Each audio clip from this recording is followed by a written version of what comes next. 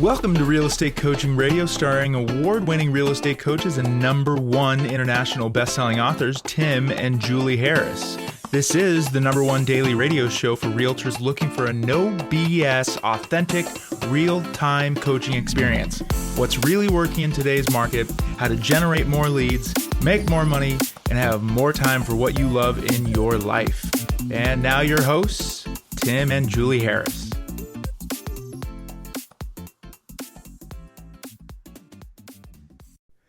3, 2, 1, and we're back. And Julie, it is May the 24th, and we're going to pick up where we left off on Friday. We are talking about having an omnipresent high level of motivation. Yes. And is it possible to be motivated all day long? No, it's not. Unrealistic. Unrealistic. But if you can muster motivation when you're supposed to be doing the things that matter most, which are generally speaking the activities in the morning, then you're going to be miles and miles and miles ahead of where you'd otherwise be. And the thing that's nice about motivation in general, or feeling good in general, is you actually can have a direct effect on your emotional state.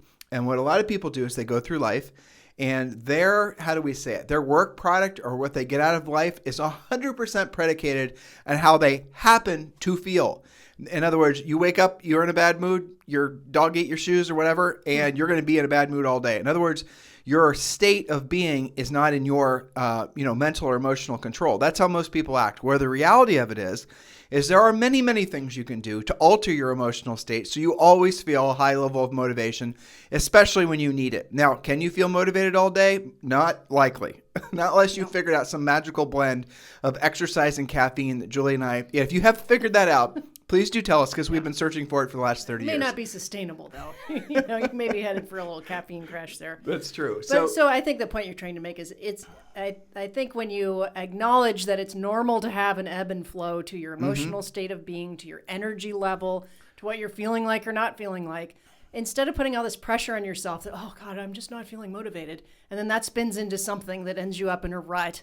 And to give it some credit, it exists, but not so much credit that it actually controls you. Right. And some things don't require, like if you're going to be in a sales environment, obviously you want to have a high level of motivation because people feed off that energy. But if you're doing something that's a little bit more cerebral, you can be motivated, but it's not going to be in the same way. And so the cerebral type motivation, especially if you're an extrovert, actually is more energy sapping than if you're an extrovert just being around other people, right? Does that make sense?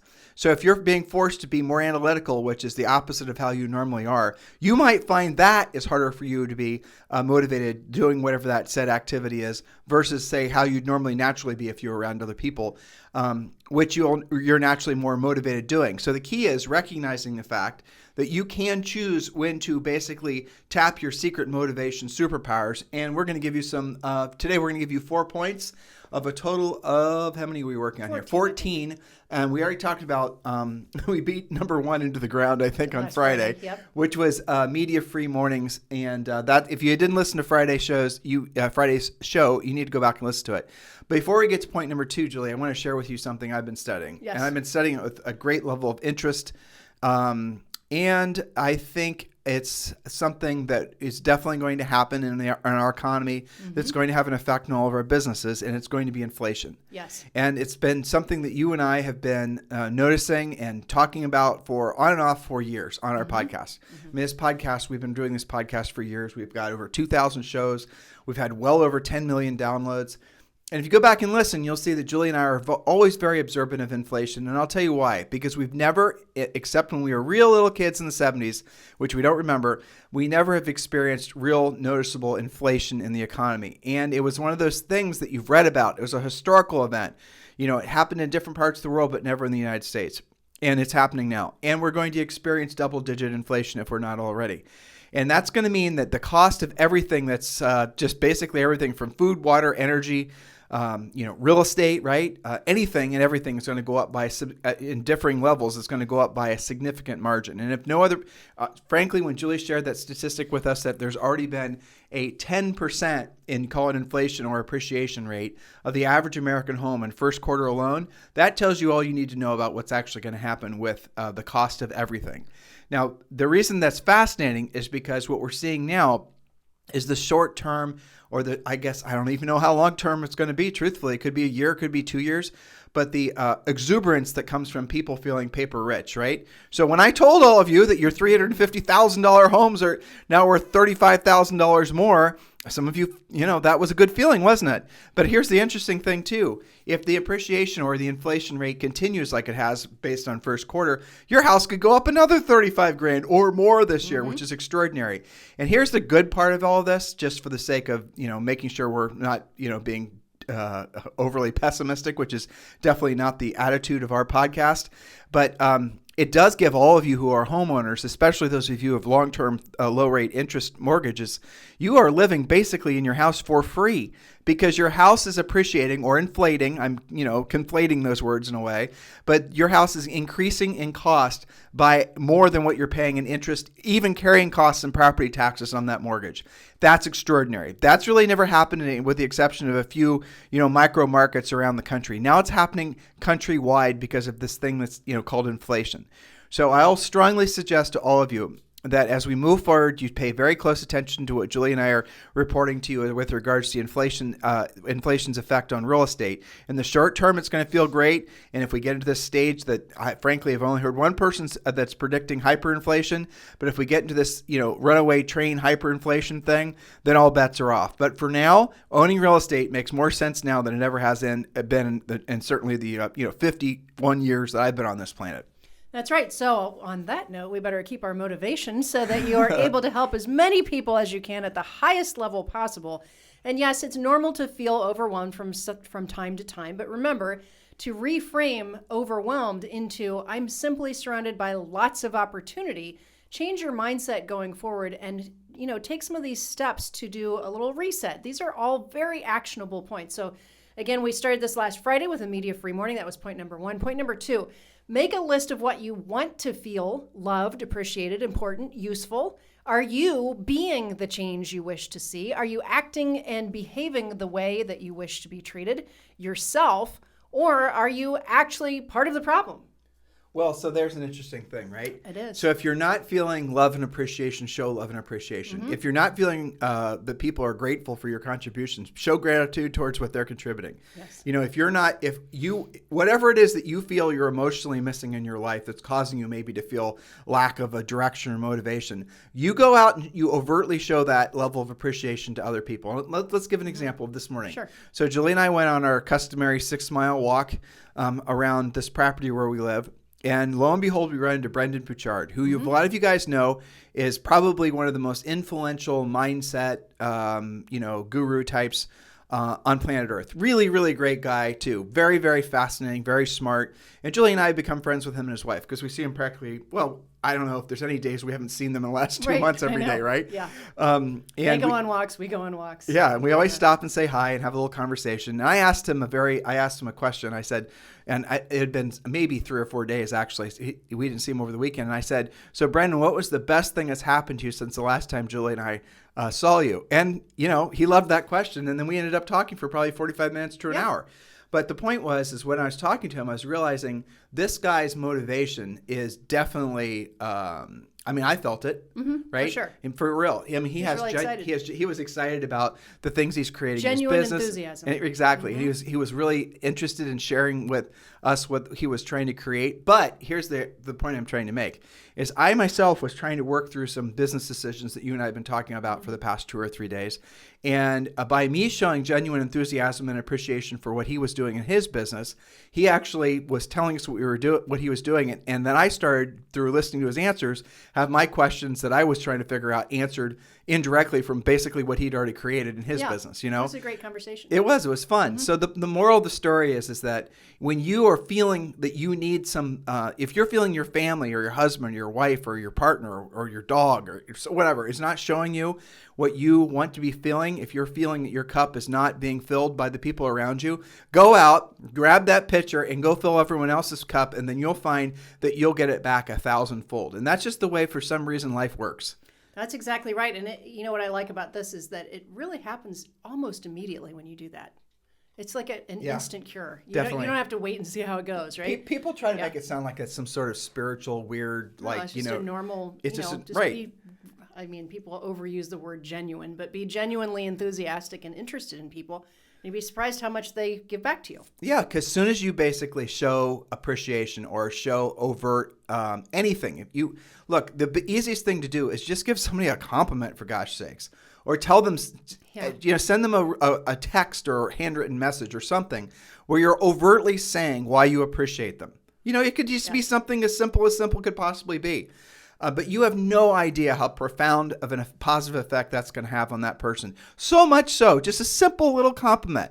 You're going to get that back 1,000-fold just because you're going to have made them feel so good. It's not like they have a debt to pay. It's just that they want to show appreciation to you for making them feel good. It's natural human reciprocity. It is. It is.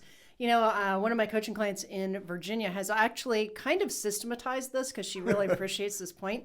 And what she does, she made it a goal, I think she started this last quarter, that every business day she goes through her past client center of influence list.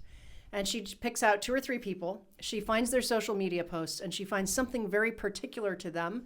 And then she'll comment on it. She'll write a handwritten card. She'll call them and say, hey, I noticed your kid graduated from high school. Mine did too. Isn't that awesome?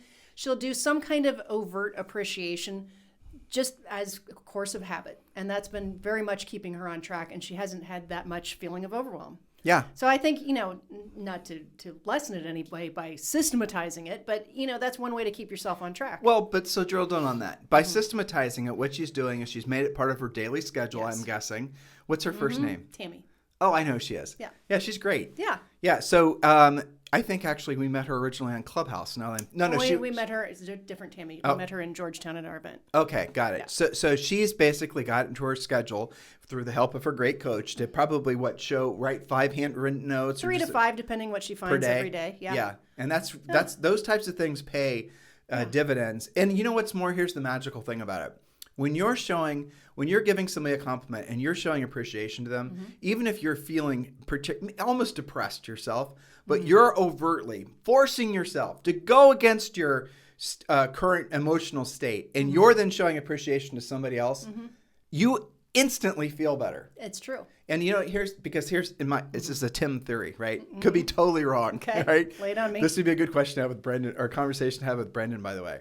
So I think personally, when you're giving a compliment, a sincere compliment, or sincere show of gratitude towards somebody else, you unplug your ego. And oftentimes it's your ego that's keeping you in that lack of motivation, almost depressive state. That's right, because you're literally not making it about yourself anymore. Right. So I think this is a good habit to get into. Yes, ma'am. Okay, so number 3, show over appreciation towards others by giving them what you want to feel from them. Give before you expect to receive. That's Weren't we kind just of the talking same about point. that? I think Yeah. we probably pre-read that in our brains. Yeah. Okay, point number 4, and I really like this point, and I used it in the Harris Rules book as well. More sleep.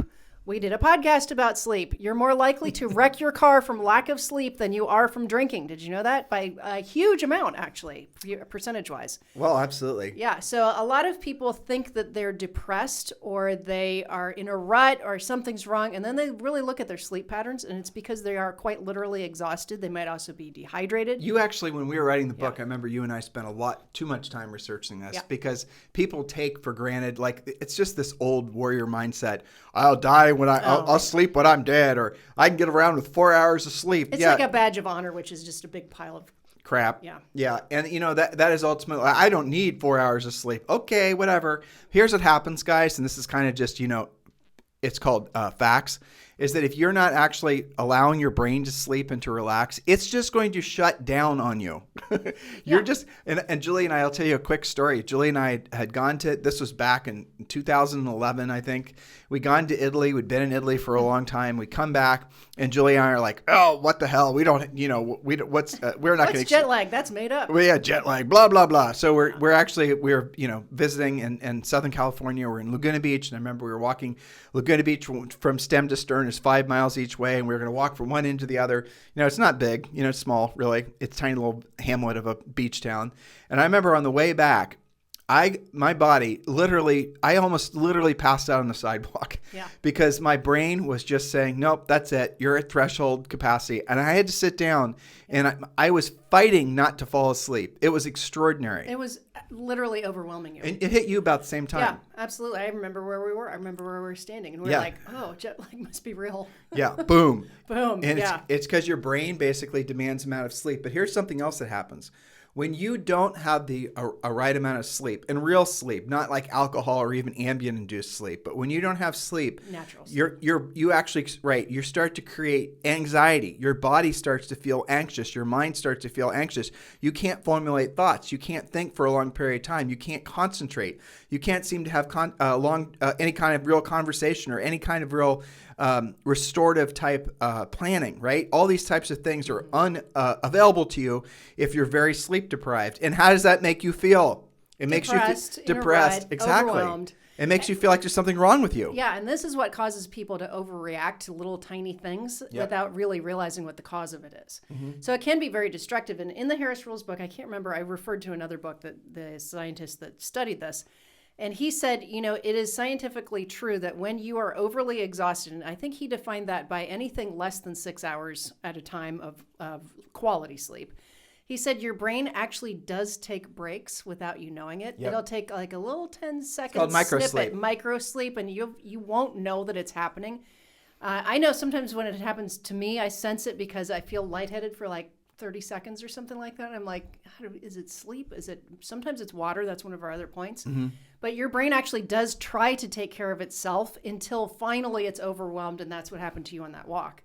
So this is something to take seriously. And I don't think it is a badge of honor to be sleep deprived. And I'll tell you what's dangerous and stupid. I'll tell you what's more is be a fan of 15 or 20-minute naps. Yeah. I mean, there's nothing wrong with that either. Just anything to basically, you got to take care of your body. You know that. So start with sleep, because when you have enough sleep and your brain is actually functioning at the highest level, it's extraordinary how much more efficient you are with your time. Your to-do list will go from pages and pages down to 2 or 3 things if you keep yourself operating at an optimal level. Now, we're giving you a bunch of generalized points. Let's make this practical for a second. One of the things we teach you guys to do in all of our coaching programs and Harris Rules and everything we always tell you is don't take on too much. There's a good place to start. Your day should not really be anything more than the accomplishment. Your focus should be the accomplishment of maybe more than 3 to 5 things. Start out with 2, work up to 3. And if you never get past 3, that's great. You should definitely have some form of exercise. You should, but for the sake of business, because that's what Julie and I focus on. And though there are intertwined, business and personal, obviously, especially in the real estate industry. But for the sake specifically of business, after you finish your real estate treasure map, and we'll tell you how to get that for free here in a second, you then will know how many actual proactive lead generation contacts you need to make per day. So you make those required number of proactive lead generation contacts per day. So these are the 3 things that you must master in real estate, and everything else you can pretty much delegate or not do at all. Number 1 is proactive lead generation. Number 2 is being very good at pre-qualifying. Number 3 is presenting. Honest to gosh, guys, if you just get good at those 3 things, become the best at those 3 things, pretty much everything else will take care of itself. You can delegate, you can hire, you can frankly not even do everything else as long as you're really good at those 3 things. So if you're wanting to know where your best energy should be, where you're supposed to be focusing, what you're supposed to be learning, what you're supposed to be doing, proactive lead generation, pre-qualifying, and presenting. And I'm talking about proactive lead generation for sellers. I'm talking about pre-qualifying primarily for sellers. I'm talking about a listing presentation, using a proper pre-listing pack. Which results in you taking the listing. Exactly. That's how you know that you're the best at it. Exactly. So if you have, if your whole treasure map results in you knowing you need to have 5 listings at all times, your entire business is about getting to and that 5 listings at all times and replacing what they sell. And maybe it's 3, and you're not knowing what I'm talking about unless get the real estate treasure map. Let me give it to you for free, okay? So just text 2021 to 47372. Text 2021 to 47372. And when you do, we'll give you the real estate treasure map for free. And listen, listeners, if you're listening to us the first time, you need to, continue listening. Go to your SMS button. If it's on your iPhone, it's that little green button that's on the bottom bar. I want you to text 2021 to 47372. Do that now. Text 2021 to 47372. And we're going to text you back a link to download the Real Estate Treasure Map and Think and Grow Rich for Real Estate. And that is Napoleon Hill's public domain of Think and Grow Rich, but we've added a ton of real estate content. So while you're thinking about it, which is now, text 2021 to 47372. Yes, so point number 5, cut out the booze, and you might add and any other substances you may be relying on. Cut back or eliminate entirely. This could be the thing that you are continually recovering from every morning and then maybe, immediately having to caffeinate yourself, and then the whole thing spins around. So watch that kind of intake. Some of you guys are bad at that just on weekends or different events, but some of you are habitual abusers. So watch that. And I have to remind myself of that as a coach sometimes, Tim, because I've had some random coaching calls where I was like, something just seems a little bit off with this person. So it's probably one of these points. The pernicious part of alcohol too is that people have it at later in the day, and they often affects the sleep. And it affects the sleep, but it also, so if they have, it's a combination of problem, right? So they're drinking too much alcohol that's going to adversely affect them the following day. They're drinking it during a time of day when their body's going to store it as fat. Okay, True. so now they're making themselves not sleep as well. Now they're basically, overindulging in something that's going to cause them to gain weight. It dehydrates them. It causes them not to get as good enough sleep. And there's been studies done. People say, well, if I have some alcohol before I go to sleep, I sleep better. And the truth is that's been studied, and it's not true. So what happens is if you have alcohol, it actually takes you longer to go into REM sleep. The reason if you'd had alcohol the previous night that you might feel like you got better sleep is because you're remembering your dreams because you were essentially, if you were in bed for 6 or 7 or 8 hours, you didn't get into REM sleep until you were almost time for you to wake up. You remember your dream, and then you think you basically slept better. But the reality of it is your body was struggling all night to go into REM sleep. In REM sleep essentially is where you get to have your batteries recharged. So the alcohol thing, especially in real estate, is a real problem. And I'll tell you what's more, I laugh because it was funny. I mean, you and I were on, I don't even want to remember how many COVID-induced Zooms, right? Yes. COVID-required Zooms. I won't. Tons of them. Still going on. There was one that we were doing, I don't remember, somebody in New Mexico or Arizona or whatever. Yeah. And there was hundreds of people in the Zoom. It was a big one. And you and I were doing it together. And so when you were talking about something or answering questions, I was able to click through people's pictures. And I remember I came across this guy he was on a notebook. He had the notebook sitting on like a coffee table. And I could see... So he's in the background a little bit, and I could see a glass of, it had to be Chardonnay. Like a big one. Yeah, it was a big one. This was at about 11 a.m. It was about, exactly. And I remember, we're going to call him Bob. Bob. Yeah. It's always Bob. It's always Bob. So I remember actually when you were done answering the question and there was a little gap of time, I remember actually calling him out and thinking that he'll turn his camera off or be embarrassed or whatever. Because, I don't know if he knew that hundreds of other people, I didn't want this guy to basically have some sort of reputation management problem because he was day drinking is what I'm trying to say, listeners. Okay, I wasn't, I was trying to be a little bit funny, but I was mostly trying to save this guy. And because this wasn't our Zoom, we were a guest on somebody else's Zoom and we were running the Zoom. We were just there as presenters. So I couldn't just mute his camera. Anyway, so I said, "Hey, Bob, I don't remember exactly. I said cheers or something." And then he picks up the glass and he holds it in his hand. And then he basically nods the glass towards us, has a drink, and puts it back down. That was it. That was that. He was committed to his day drinking. He was. On camera, nonetheless. Yes. Okay. Well, so we're going to do one more point because this is an easy one. It's related. And that's number 6, add water. Studies have also shown you often feel exhausted or depressed when you are actually dehydrated. And you and I experienced some of that this morning when it's gotten hot here recently. We did our normal 6-mile trek, and I sweated at least as much as I ended up drinking in water. But this was also something, if you remember when we did our little health things at the beginning of the year, I remember the doctor asking me how many ounces do I think of water I drink a day. And I'm constantly trying to be hydrated. And she said that's one of the most important things that you can be doing for your health is to try and hit not just a couple of glasses of water, but she said like 50 or 60 ounces a day. So here's the things I remember from that, just from an interesting health perspective. You're supposed to have extra virgin olive oil, believe it or not, a tablespoon of extra virgin olive oil every day with a little bit of pink sea salt. Yeah. And that's supposedly something that's really good for your heart. Mm-hmm. And then you're supposed to, what was the amount of water that they were saying you're supposed to drink? It was like 60 ounces. It was a lot. It's like you're drinking water all the time. Yeah. And I also studied something via Zoe's doctors. This is why I add lemons to her water, because lemons are naturally antibacterial, as are limes.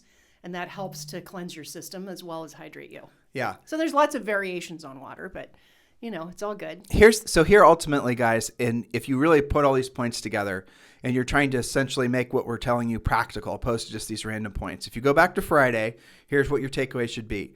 And remember, some of you did take the pledge to be media-free for 7 days, right? Remember we gave you that challenge on Friday? So assuming you're going to be media-free, The next practical thing you can do is obviously get your real estate treasure map done so you can actually have a workable business plan. But after you've gotten that done and after you're clear that you have to get really good at 3 things, and the 3 things are, of course, proactive lead generation, pre-qualifying, and presenting. So once you've gotten really good at those 3 things, you're on your way to learning how to get really good at those 3 things.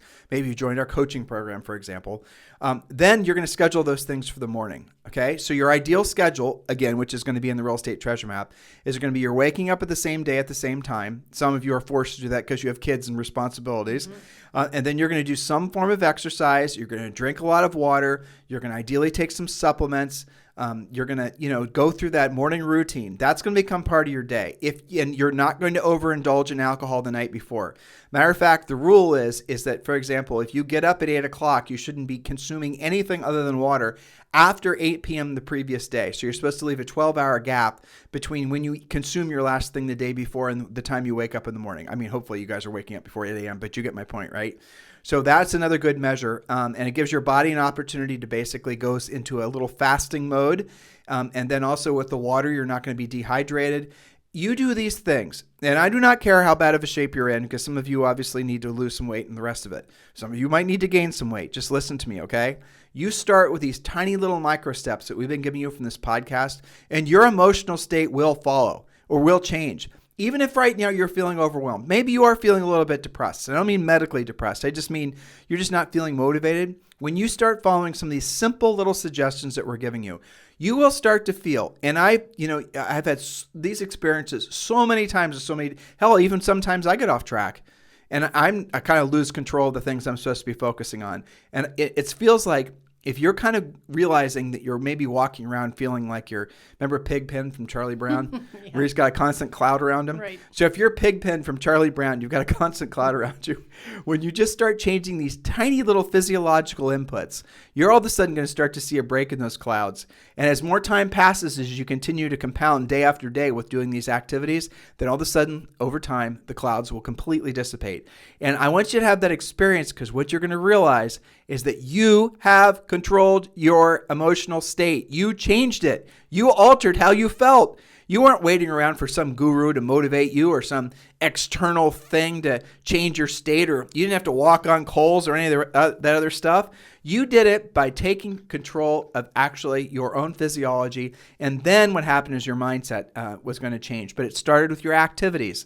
Actions follow. And none of these are hard. These are all easy to implement and systematize. I call it self-regulation with coaching clients, because you probably noticed there's certain clients that will, and they're usually the ones that are all, I can survive on 4.5 hours of sleep and I don't need to do this or that or whatever. And they'll be fine for a while, and then they'll hit the wall or they'll disappear on you or something like that, versus the ones that have self-regulated and figured out how to put these things into their regular routine. Because I'd like to end at least this part of the podcast, because we're going to continue with this tomorrow. Sure. With, what to do about this. Turn these things into habits, not just things that you look for. Oh gosh, every third day I must be dehydrated. Well, how about you set yourself up with a water bottle every morning so that you're sure you're getting the water that you need. If you're driving to your office, put it in your car, actually prepare yourself for success. Maybe even put an alarm. If you're not supposed to have any alcohol past 8 o'clock, put an alarm. Okay, switch to water at 8 o'clock or nothing at all, right? Well, the hack for wine is very simple. Basically, you have one bottle of wine in your house for the entire week. And that's it. Right, and that's it. And then remember, guys, every bottle of wine should basically be 4 glasses. 3.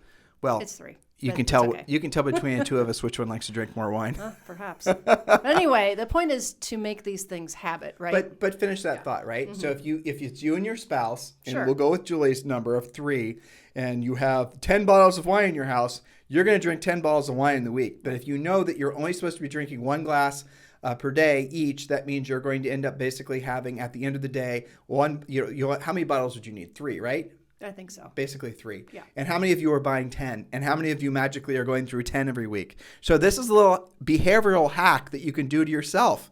You can limit the amount of wine you have in storage, thus you will drink less wine, as an example. And, there's a lot of other things you can do too that are similar to that. If you're trying to cut out carbs, don't have snacks around. Don't have chocolate. Don't have chips. Don't stock it up and you won't have it.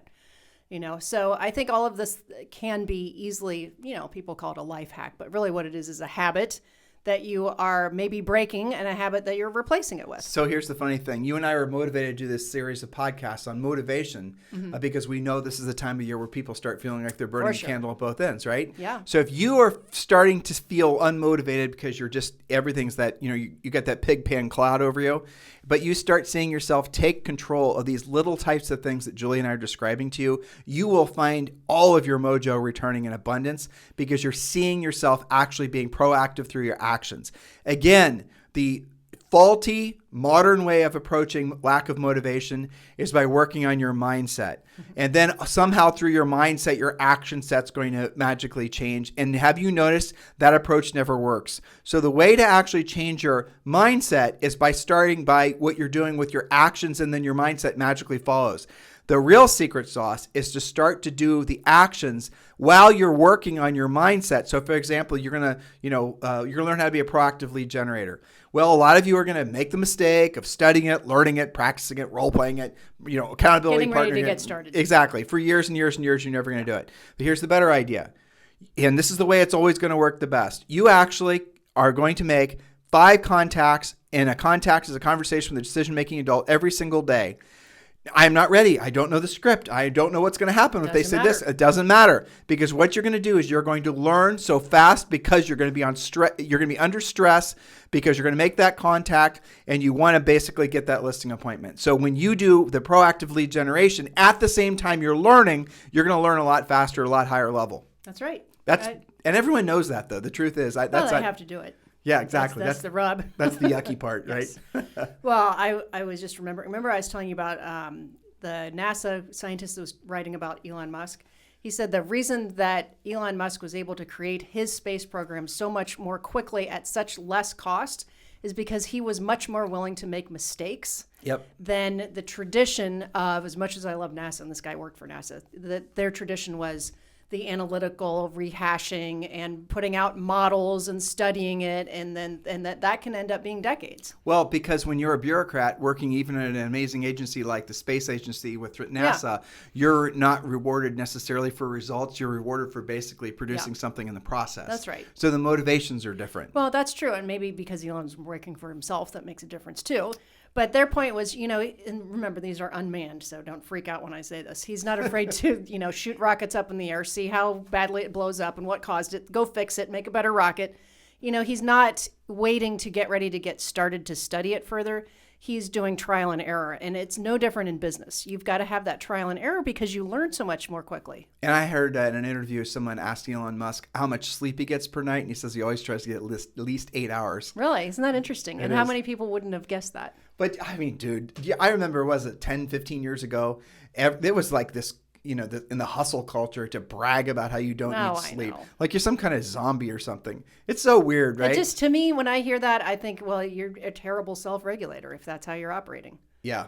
Like what else do you probably run your car on empty until it actually starts to putter and then you actually go to the gas station. Well, it's not sustainable ultimately, it's not. Right? I mean, so listen, guys, we're going to pick up where we left off tomorrow, where we left off today. Yes. And if you need us for anything, remember, if you guys are interested in joining Julie and I at EXP, I'll tell you a great website you can go to that we just put up. It's called whylibertas.com. So I'll spell it out for you. It's WHY, then Libertas is LIBERTAS.com. So whylibertas.com. Check it out. Or if you'd like to join Libertas and you'd like to join Julie and I at EXP, just text me directly at 512-758-0206. 512-758-0206. In the meantime, you guys have a fantastic day, and we'll talk with you on the show tomorrow.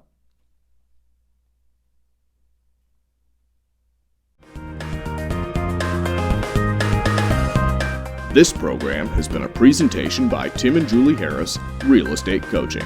For more information on our real estate coaching and training programs, visit our website at timandjulieharris.com.